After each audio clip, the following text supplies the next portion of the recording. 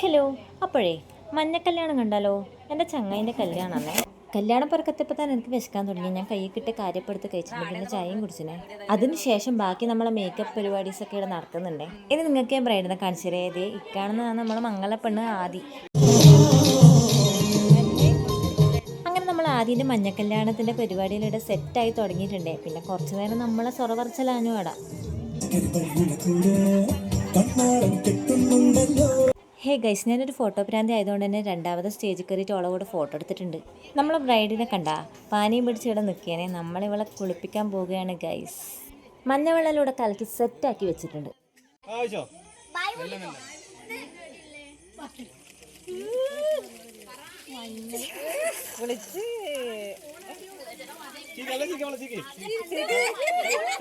നല്ല മഞ്ഞപ്പൊടി കലക്കിയ വെള്ളത്തിൽ നമ്മളോളെ അങ്ങനെ അസലായി കുളിപ്പിച്ചിട്ടുണ്ട്. അങ്ങനെ ഓളെ കുളിപ്പിക്കൽ പരിപാടീസ് എല്ലാം കഴിഞ്ഞ ശേഷം നമ്മൾ നേരെ ഭക്ഷണം കഴിക്കാൻ വന്നിട്ടുണ്ട്.